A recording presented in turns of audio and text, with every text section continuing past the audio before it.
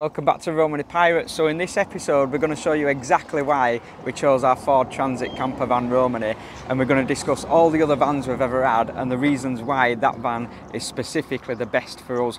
We're going to answer loads of questions like why that van, which van do I get, which van do I start with, discuss all our mistakes in the past. Then we're going to show you our very first wild park up, because it was right here in Grassington. What a glorious day it is today, glorious day in Grassington, absolutely beautiful. Feeling a little bit better today, put the makeup on, thanks to all of you for your beautiful comments. I know you're all lying, but it made me feel a lot better. Everybody was like, oh, you look perfect without makeup. How nice is that? Even Reese doesn't tell me that. We're going to have a wander up here. The heat today, it's not hot, but it's nice and sort of warm. And that's making me feel quite a bit better. So we're going to have a little wander up with Daisy's pram and just see what we can find in Grassington and tell you all about everything you need to know about vans. Look at Daisy in a summer dress. You look pretty, Daisy, don't you? She's getting all prepped for Europe, you see. She's making sure that she looks at her best. So she's all prepped, ready for the sunny weather. We're not just ridiculous, honestly. There's a specific reason. So Chihuahuas, they either get really cold or they get too hot and they can't control the body temperature properly. So which is why in winter you'll see Daisy with like jumpers on and coats and stuff, because you can't let them get too cold. But it's the same in summer, they overheat. You have to shield them from the sun, so, don't you? Yeah, so you get like sun protection dresses and stuff to try and shield them from it. It's because they don't drink a lot. You know, they don't drink when they need to drink or anything. It's like not until they get absolutely dying of thirst that they'll even resort to having a drink. And Daisy's even more fussy because she'll only drink out of Reese's glass. She'll only have a glass of water, and it's got to be one that Reese was going to drink out of. We'll try and bring her one in for her, and she knows and she won't drink it.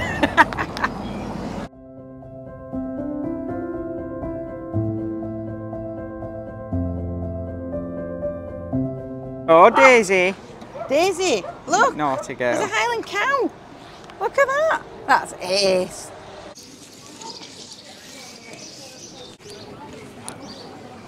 So we've decided to have a picnic, because sometimes when you go to these places, we do like to support local villages and stuff that we come across. But £10.50 or something to offer a panini, one little panini. So we're just like, let's just make a picnic. Yeah, and you're still supporting, aren't you? Because you're going to shops, you know. Yeah, we went to their shop, didn't we? Like that, so you're still spending something. But then you're sort of probably spending, because everything is dear in it now, but you're spending similar to what you'd spend in a cafe, but you've got about 3 meals, you know, by the time you bought a loaf of bread and stuff like that. So, yeah, it's not bad, is it, really? So we're going to have something to eat, aren't we, and under this beautiful tree. Yeah, which actually looks like it's going to rain as well, unfortunately. Yeah, there's your juice there, look. Oh, thank you. It were beautiful blue skies a second ago, and because it's England, it's now cloudy, it looks like it's going to rain.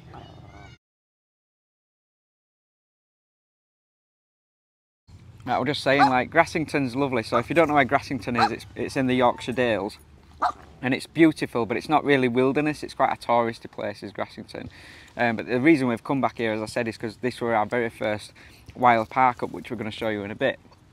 But it is very touristy, and it's always busy. Do you know what I mean? There's no better than getting off into the proper wilderness, really. Oh, but yeah, it is lovely. It's definitely worth a visit. It's very quintessential, as you say. Yeah, it is, yeah. You've learned new words. I don't even know what that means.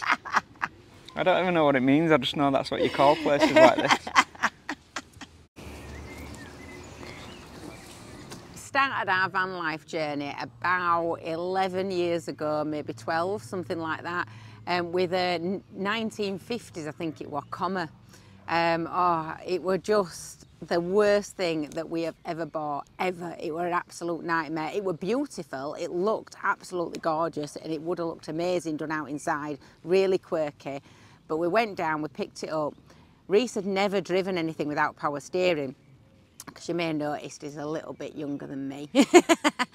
And so he'd never driven out without power steering, but I had. So we got in this Commer, paid us money, and we're driving away, and Reese were driving it, and he said, I can't do this, I can't do it, like, what's going on? I can't turn corners or anything.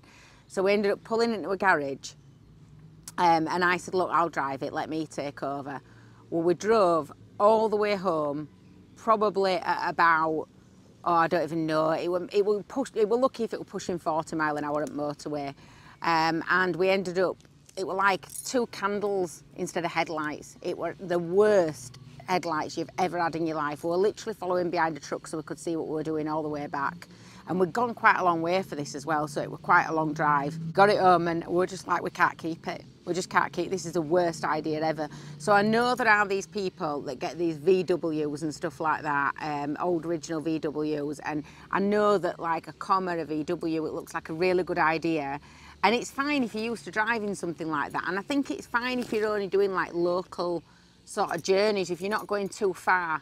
If you're planning on travelling across Europe and stuff like that, that is not a vehicle that I would go for. I certainly wouldn't go for anything old ever again. You know, we tried it, we did it, we didn't like it. Funnily enough, we actually sold it for over £1,000 more than what we bought it for, literally within the next few days. It went really fast, and somebody bought it to make it into a cupcake van, which is more of a sensible thing to use it for, I suppose.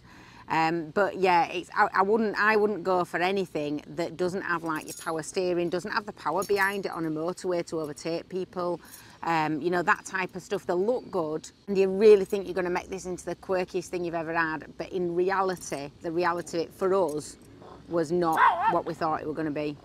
So you'd think after that comma we'd learn our lesson, right? We've tried it, I couldn't drive it, power steering, like Emma's just said.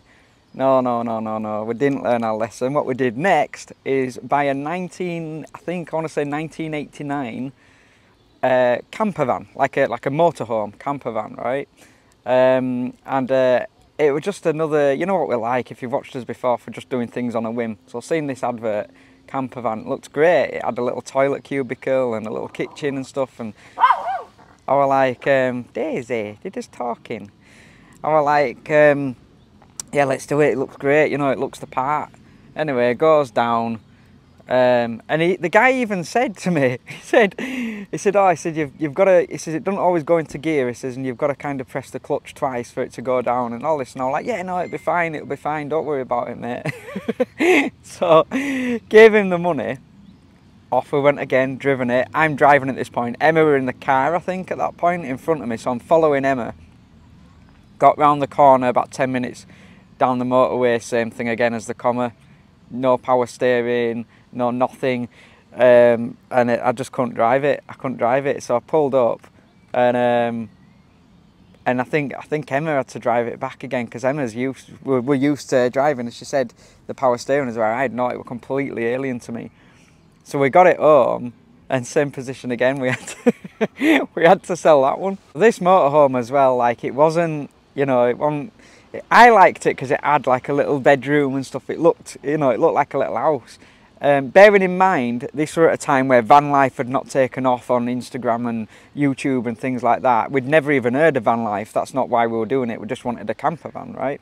But it was just the interior, the reality of the interior was that it were old, the curtains were old, it smelt damp, do you know what I mean? It wasn't nice. And so we sold that one. That's when things changed. So after giving up on the idea of a motorhome, because we realised that just wasn't what we wanted it to be, you know, it wasn't solid enough, it wasn't kind of, it didn't have the look that we wanted it to have, and I don't think that would have made a difference if we'd have bought a modern motorhome either. It just wasn't what we were looking for. We decided to get a van, and that's when we started to come across what van life is, you know, and at that time it was just sort of getting started. It was just, you know, not many people talking about it, but it was around. The kind of modern nomad type living, and we basically bought a Renault Traffic, a little Renault Traffic. We painted it up. We got some of our mates did spray painting. At the time, me and Reese used to work with vulnerable kids, and we used to do some spray painting classes and things like that with them. And so we'd met these guys that did absolutely amazing artwork. They spray painted the van with like fairies and stuff like that, and it were absolutely amazing, absolutely amazing. Coincidentally, one of them did look a little bit like me, the fairies that they painted on it.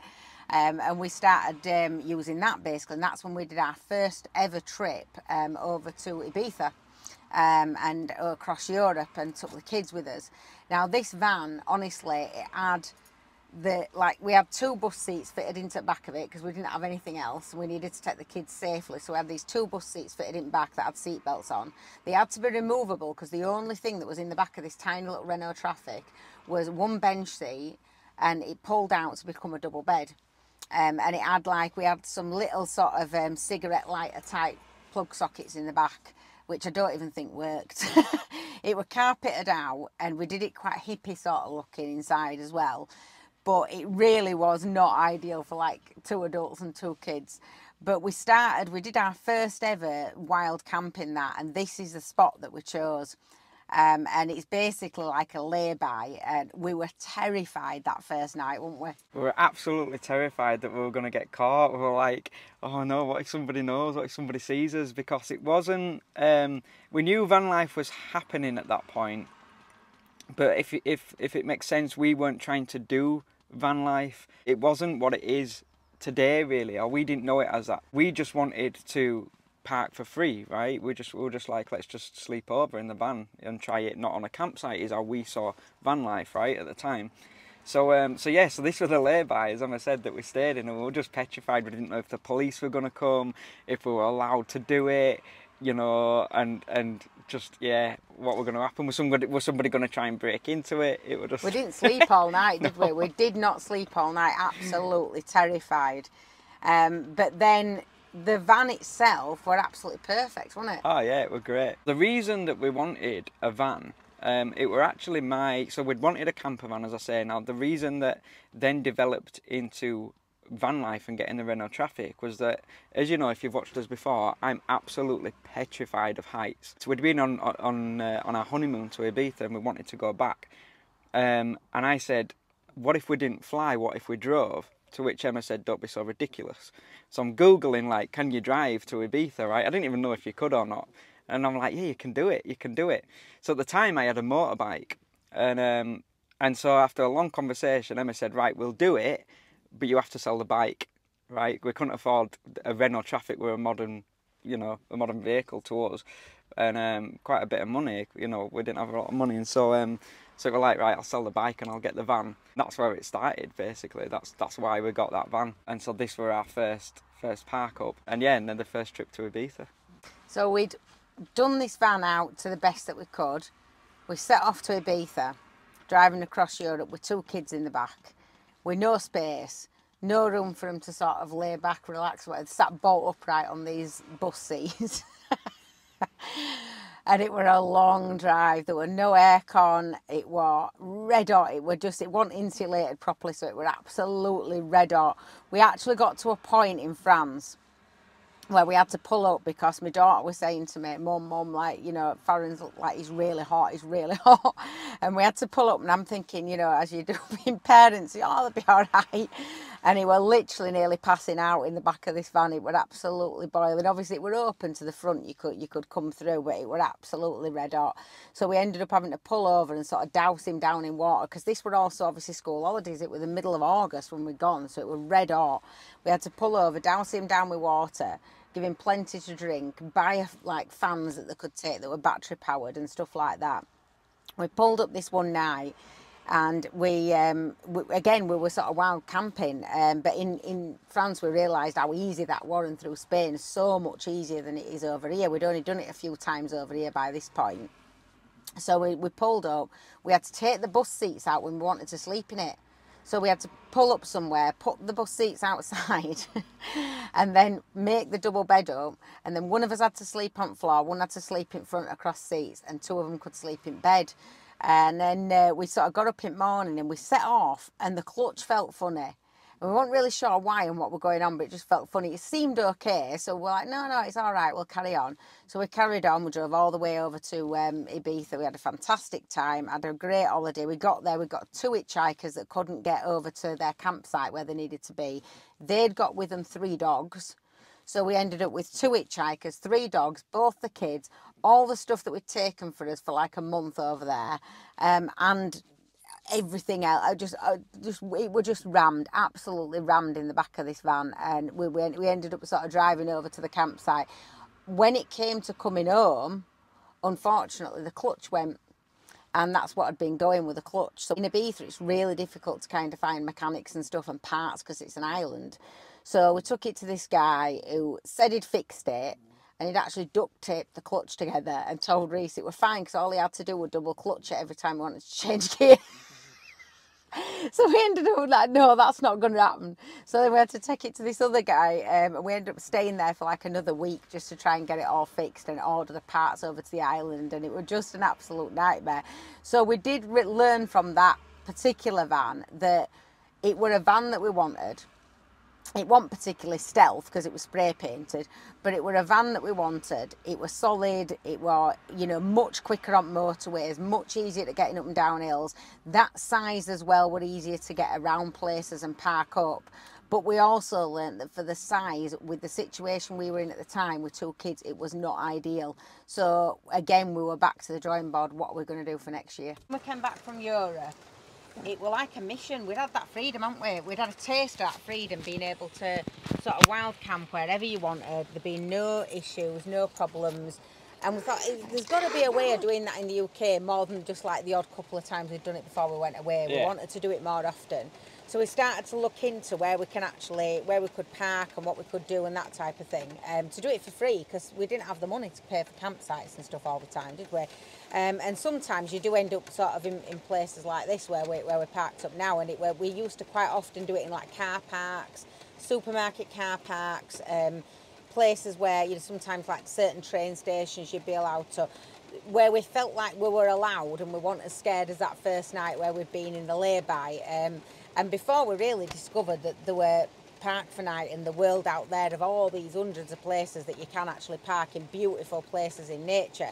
And the main reason for it was that we wanted to get the kids to experience more of a freer life. You know, we wanted them to be able to have a taste of that freedom and what it was like to be on the road and what it was like to be, you know, not tied down to being in 4 walls all the time and stuff like that.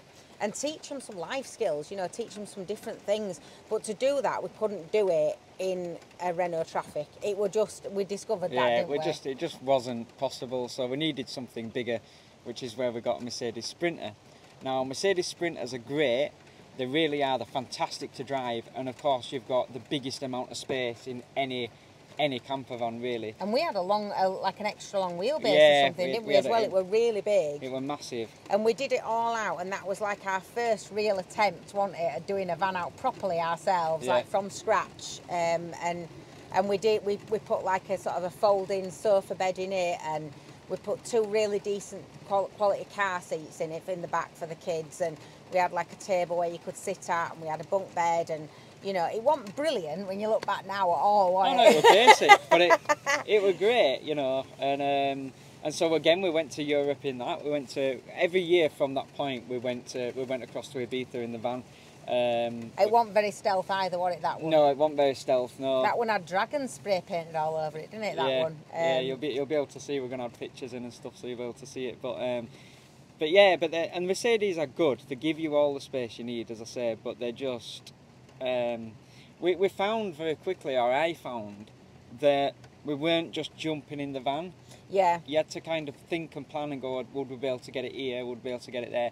To be honest, these days I'd probably be more confident driving it than I was back then. Yeah, it didn't give us what we thought it would give us. So it gave us more freedom for planned trips where you were going away for, you know, whether it be a week or a few months or whatever. It gave us that freedom of knowing that you could go on these kind of longer trips. But in terms of just taking off on a weekend, and as you know, I'm not very good at planning. If you watch this channel at all, I hate planning. Not good at all. So it didn't give us that freedom. It didn't give us that spur of the moment thing, because you always had to think about, especially in England, you know, there's a lot of country lanes, a lot of narrow bridges, you know, a lot of narrow little, small tunnels, low roof type things. So it gave us the height, it gave us the length, it gave us the space. It was like a family home on wheels. It was everything you needed it to be, except for it took away that spur of the moment stuff, didn't it? Yeah, it did. And also, ironically, we invested this money, because we're kind of along quite a few years now, and we invested this money into getting this bigger van to be able to take the kids out and give them that experience. And then they'd hit that age where we're like, we don't want to come with you. Right, we're going out this weekend. Do you want to go? You know, do you want to go in van? Oh no, because I want to play my PlayStation, or I want to see my friends, or which is normal, isn't it? That's natural. But yeah. And so from that point on, we were like, well. Because at that point we had the Sprinter and we had a car, because we didn't use the Sprinter as an everyday van. So again we said, okay, why don't we sell the Sprinter and the car, and we'll get a little van, and that brings us on to another Renault Traffic, this time a black one. We got the Renault because obviously it were a smaller size, it were easier to be able to get around in. We again got it done up from scratch. So we bought a van. Every van that we bought, sort of the Sprinter and the previous Renault Traffic and this one that we got last time, have all been work vans, you know, basically. The main thing to us was getting it with decent mileage on it, getting something that was as new as we could afford. So I think it was like a 2014 plate. Yeah, I think it had about 20,000 miles on it. Something like that. And then we did it out from scratch. But we did it this time really modern, didn't we? Yeah, well, like a mint, like your typical camper van, right? So we put a pop top on it because it didn't have a pop top. It were, you know, one of those you can't stand up in. And we realised, obviously, from the first one that were an absolute nightmare. So we got a pop top fitted on it, which was like a crash tested safety one. So that were like £3,000. We got rock and roll bed fitted in black and grey, the typical sort of side units that you get in a camper.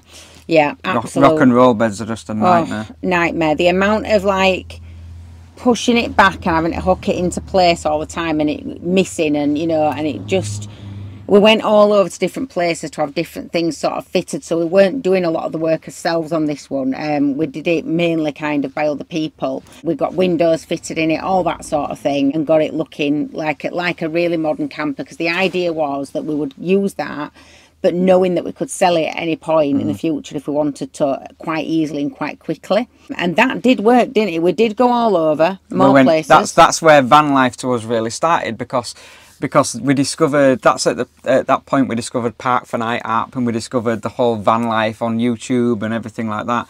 And so that's when we started going all across the UK, wasn't it, really? Still going to Europe like we always had done in it, but that's when we really started to like take it up to Scotland and all over. We started really venturing out, and you know, and at this point obviously, you know, you couldn't really take the kids with us, there wasn't very much space, but if we needed to, if it were like a, you know, an emergency, or they decided that they really wanted to come or whatever it was, but you know, we could go away with them. So when we did go travelling around Europe, obviously they were with us, so at that point we could put them in the pop top, because the roof came down when it had a sort of a massive bed up there. But what we found, irritating little things that we found, were that I'd have to sleep downstairs with Daisy because she didn't like being up in the roof. Reese would have to sleep upstairs, so the whole time we had it you couldn't sleep in the same bed. The space that you had downstairs, although you could stand up and that were great, there were no boot space, because the back of the rock and roll bed takes up so much space. Straight as you open the back doors of the van, your rock and roll bed's there. You've literally got like kind of about, you know, maybe 3 or 4 inches that you can maybe put a fold-up chair there, aren't you? And that's about it. So when you were sat in the rock and roll, because we didn't have swivel seats or anything, we did have those in Sprinter, but we found we never used them, so we didn't bother putting them in the Renault Traffic. So I'd have to put a camp chair. So Reese would be on like rock and roll bed, wouldn't you, sat there. I'd be on camp chair. We'd be setting up like a little table in the middle so we could play a game of cards or whatever. Dominoes. And yeah, dominoes. And Emma cheats. And the thing is, with something like that, we quickly found that the more we were using it and the more it was becoming a way of life, and not just, because those vans are great for campers. They are exactly what they say, they're a camper van. They're good for weekends. Yeah, they're brilliant for going away camping in, that type of thing, but they're not so good for living in. You know, what we needed was a motorhome, but a van motorhome. So we wanted something really solid and that we could do up ourselves, like the Sprinter, but maybe not as big as that. Yeah, we wanted the best of both worlds. Yeah, we did. It were like, we wanted the size where we had enough room, a proper double bed and everything like that. But I didn't want anything as big as a Sprinter where I couldn't get it down the little Cornish country roads and stuff like that. Because they're so good out there, the traffics, for getting around. Like, it's like a car. It's like driving a car, yeah. And, you know, and it was really easy for me to drive and everything as well. But it wasn't a home. It was literally for kind of going out for weekends, maybe a week or 2 weeks at a time, but not for the length of time that we were on the road. It just was no good for that. Obviously, as time went on and, you know, our children had grown up by then, we were spending more and more time away, you know, months at a time, and it were no good for that whatsoever. So we decided that we needed to get something bigger. And that's where Romany came in. That's where Romany came in. And that's where you guys saw us get Romany on our first episode, where, you know, Romany was just, she wasn't actually a work van, she was like a half-built camper van. Yeah, she was a disability van, but also like a part-built camper van. So she had a basic system in that really wasn't good enough, because it didn't. It was a sort of a basic split charge relay electrical system, which doesn't go well with a smart alternator, which this van's got. So everything had to come out of it. She had a massive disability lift in the back. What a nightmare getting that out. We spent a really long time thinking about what sort of van we wanted, didn't we? Because we learnt from the mistakes we've made before. A lot of mistakes. What compromises can you put up with? Because that's the thing. People will say, oh, I want a van that does this and does that. But the more you start looking for your van then you start to, it's like buying a house. You start to get fussy that, you know, before you were saying you weren't too bothered about the area, but then you go to the area and it's not the area you want. Or you were saying you weren't really bothered about a 3-bedroom, but then all of a sudden you don't want a 2-bedroom. And it gets like that with a van. You start to get fussy about the little things and you have to remind yourself that it is a compromise. So we knew getting this that we needed a bed that was easy to put up, because I didn't want to be faffing every night with a bed. So there's a little bit of faffing with this one, but it's not massive. It's quite simple.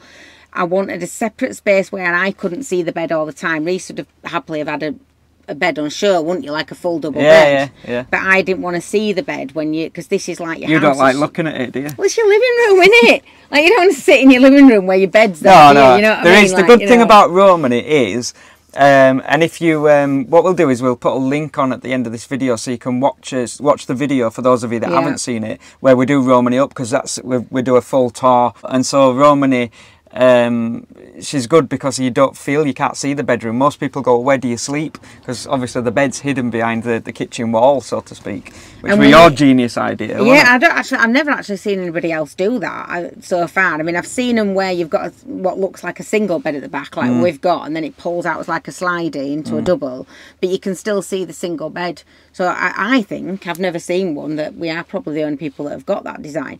I should patent it, shouldn't I? Yeah, you should. A fortune. You should.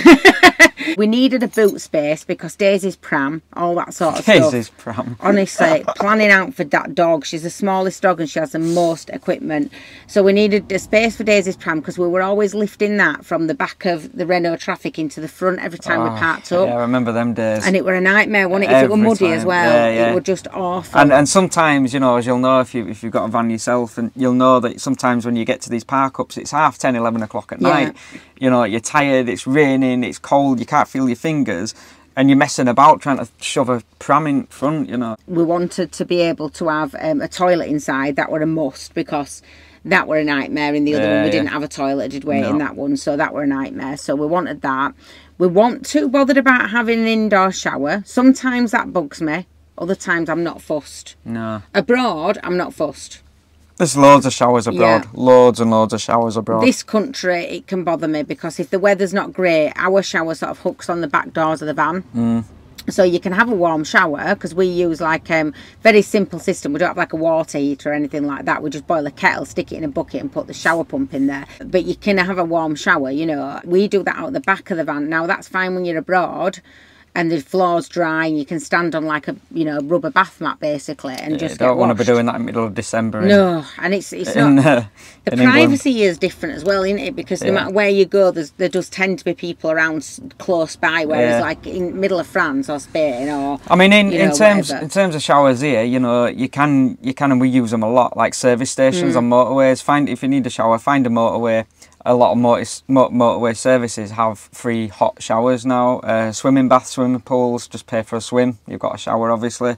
That's a great one. So there are ways of getting around it quite easily. If you're way out in the wilds, a waterfall, whatever, clean water, river, whatever, you know. So there's ways of doing it. I know some people are like, no, we definitely need a shower in the van, and others are like, no. And it's what's your priority, innit? I mean, for us, the priority for us was to have space for like Daisy to run around, space for us to sit and feel like we were sat in a living room where we could sit and chat, and we could also have our own separate space where, you know, if one of us... I want doing your head in. Where he want doing my head in, yeah. It's rude, because if one of us wants to climb up and get in the back bit where it's separated off, we can do, you know, and have a bit of separate space to like read a book or whatever and sit and look out the back doors. You know, if we both even want to sit in here, there's still space for one person to sprawl out. There's still things we want to do to it. And to make it better. You know, to make it better. But we've got what is our priority. So there's things that we sacrificed for that, like the shower. I mean, don't really know. What else did we kind of sacrifice with that? I suppose... The space that you do get in a Sprinter, because that's one thing. And if you're watching this because you're thinking about getting a van, that is one thing to consider. There is no better van in terms of space than a Sprinter. There just isn't. It is absolutely unbeatable. Even the Lutons, I'd argue, aren't as good. You no, think they are. You when think you they're look bigger, at them, but they're not. They're big. not as big as a Sprinter when you start doing the layout. So if it's space and layout, or you're somebody that's got 2 children, you know, you're a couple with 2 children or whatever, a Sprinter is difficult not to go for in terms of that. Or a Sprinter Jumbo as well. There, Sprinter XL, yeah, they're massive, and that's where you can have 2 separate bedrooms, and you know you can really start playing about with your layouts. But that's where you struggle when it comes to, you can't go in a normal supermarket really and park up. Well, you can, but you're going to be overlapping like somebody driving past. It can be done. It's just more awkward. I didn't want to think about that, you know, especially driving it as well. I can drive a Sprinter, obviously, but in terms of driving it, Cornish roads are very narrow. If you've seen any of our Cornwall vlogs, you'll know what I mean. And I'm comfortable in Romany. In a Sprinter, I could do it, but I won't be comfortable, if that makes sense. And you see that on a lot of the travel vlogs that other people do, don't you? The van life vlogs, where you'll see it where it's like tragedy trying to get down these roads in whatever, you know, Luton or whatever they've got, and it'll be really difficult. It won't be impossible, but it'll be difficult. Romany is a Ford Transit. She's a medium height roof. So again, that's something we kind of sacrificed a little bit in that we're both quite short. I'm only 4'2". We can stand in this no problem whatsoever. But obviously, if you're a bit any taller than us, you know, I mean, if I've got my hat on sometime, I can't stand up in it. Yeah, it's just, isn't it? It just is the right, you know, once we'd put the flooring in and the ceiling in, the insulation in, it was just at a point where it's just right for us. But for a lot of people, they want that high roof. And there's benefits to that. You can get more cupboard storage higher up. But also as well, then, when you're going down motorway, that kind of catching the wind and stuff like that, they're harder to control. Yeah, they are. This is a lot easier because of that, I think.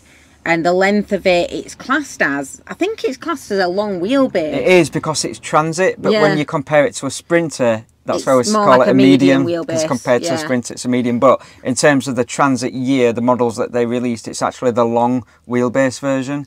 But it's quite short. If that makes sense, it's a short, it's not short, long wheelbase. But it's, you know, it gives us what we need, and I think that's the thing about it all. Really, is if you're looking for a van, and loads of people ask, and you see it all the time on like Facebook chats, if you're in any of these van life groups.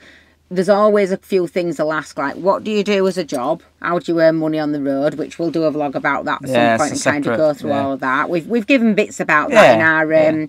We talked about our 1 to 5 kind of stages of our plan, didn't we? We haven't given away the rest of it yet, but we had a 10-stage plan and we did the 1 to 5 stages, and then within that tells you a little bit about kind of earning money on road and things like that. But the other question they ask is like, how much does it cost? Well, how long is a piece of string? Because it depends where you're driving to, how much fuel you use, and loads of different things. Are you eating out when you get there, or are you buying, you know, shopping like we did earlier today with the picnic? Yeah, you know? Is it a holiday or are you living in it? Do you know, there's a difference. And there is a difference, yeah. And your insurance, people's insurances are vastly different. So we will do a vlog about that to kind of try and give some idea around it. But that's the other thing. And the next thing is the van, innit?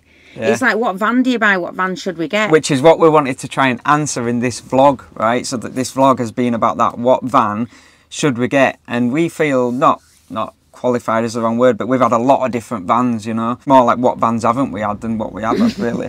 And that's all been trial and error while we were figuring out what we want. And that's the tricky part in kind of giving advice. When people message us and go, what's the best van? What do you recommend? Well, what do you need it for? You know, what do you need your van? Is it a weekend away? Is it that you want to sell your house and live in it? Is it, you know, what is it that's... And hopefully this vlog's given you that, because if it's selling your house and living it and I want the space, then it's a Sprinter. Especially if you've got children or you're a couple. It's a Sprinter without a shadow of a doubt. It's that I want to go exploring the Scottish mountains and I want to spend a lot of time finding new places in Cornwall. Get one of these, right? Or a Renault Traffic. Or a Renault Traffic, yeah. You know, this isn't a middle road for us because we've got a property. As you know, if you've watched the channel, we've got a cottage. So we've got somewhere where we can store our crap. And so if you've got somewhere where you can store your stuff, you can choose what you're going to take with you for them months that you're on the road. We're going for 3 months. I'm going to take X amount. I'm going to take this, this and this, right? Yeah, it's not so bad. And obviously we can come back and forth if we need to, or, you know, if we're passing, we can come back. And, you know, obviously we've got responsibility of the cottage as well. So we do have to come back and check on things and what have you. So you've got, it all depends what you're wanting it for, how big your family is, how much you need your space, what you value has been really important in terms of showers and things like that. You know, we were talking to a guy only the other night that's living in his car. So he doesn't even have a toilet or anything, or anywhere to store his clothes or nothing. And he's perfectly happy and loving every minute of his life. Yeah. So, you know, it all really does depend on what you want and what you need it for. So the short answer is we can't really give advice. All we can say is that I think this is a middle ground. This is a good middle ground. It's a strong van, is this? I think my top three would be a Renault Traffic, Mercedes Sprinter, and then this, in that order. Fords are beautiful to drive. Romany's like driving a car, so she feels like driving a car. It doesn't feel like you're driving a big clunky van at all. She's quick, you know, off the mark. She handles well. She's just lovely to drive. It feels like you're driving a car. And the Renault are a bit like that. And the Renault is as well. That's why I sort of put them Renault, Mercedes. And but the Ford. Merc, I didn't like driving one bit. No. I hated that. It was massive. It was big. clunky. It's a big van, is that? It felt like a van. The clutch control were very different, wasn't it? Yeah. Really got I didn't like that. And the style. You see, Romany's like driving a car. A Renault's like driving a car. A Mercedes Sprinter. If you're new to vans and you're thinking about getting your first van, when you turn a corner with a Sprinter, it's not like turning a corner in a Traffic or in Romany or in a car. You know, you signal, you turn. In a Mercedes Sprinter, you need to come out and then in, otherwise you're going to clip your back end as you turn, right? Because they're that big. So it's learning little things like that with the Sprinter. Whatever you buy, I would buy something that has been maybe some kind of work van. Preferably if you can find something that's been like a carpet van or something like that, so it's not particularly being hammered on like building sites or anything. Something that's got decent mileage on it. So I'd never buy a delivery van, like an ex-delivery van, because they've been driven by so many different people and they've usually got a lot of miles in it. I know a lot of people do buy them and they're perfectly fine, but I wouldn't buy something like that. You've just got to look for what suits you. Our priority was to kind of get a van that hadn't been battered around, but that had been like some kind of work van, which, you know, most of ours have been. And then do it out yourself, basically, because whatever you're paying for that van, you are more than likely going to double the value of it. Obviously, you have to take off for the money you've put into it then as well, which with the electrics, especially if you're looking at one with a smart alternator, that can be a more expensive system to put in. But what you put into it all depends. I mean, you see people on YouTube that have done their entire van out of recycled materials and don't spend anything. So, you know, you can do it for next to nothing.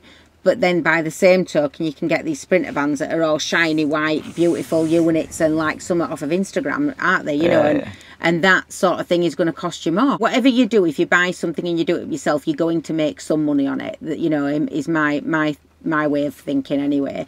Whereas if you buy a camper and you pay 45 grand for it, or a motorhome and you're paying 50, 60 grand for it, you're depreciating as soon as you've driven it away, because it is what it is when you bought it. Another thing to say as well is the year. Get asked this a lot. I'll buy a 2004 plate Renault because it's cheaper, right? Or it looks nice in back. Or it looks nice in back is another one. Oh, but I like the back of it. I like how it looks, right?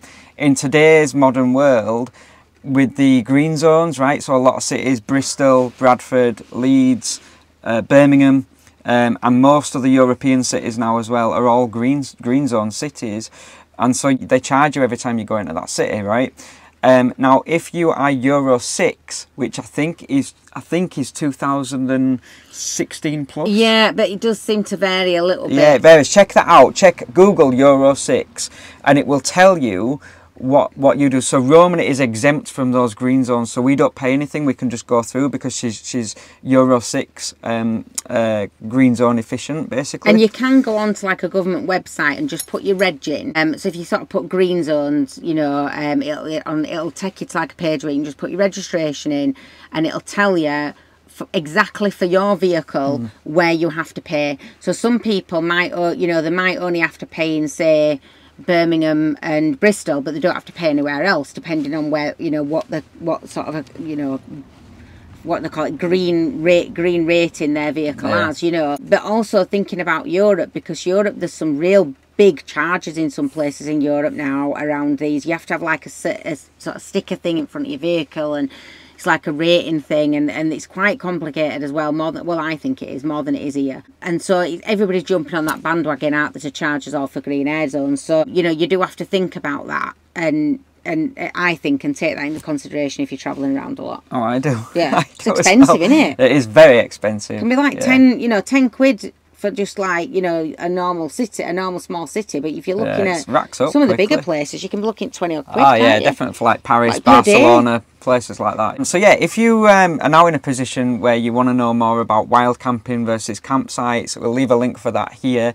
And if you want to kind of see a full tour of Romany and watch us build her from beginning to end, we'll leave another link here. And next week we are going to show you our canal boat. So we're going to go back to the canal boat. For those of you that already know we've got a canal boat, we'll give you some dates and some feelings around what we've got actually on the boat, and you'll be able to see where we've got to with us. So tune in next Tuesday at 8 p.m. to see that. Write your own story. Bye guys.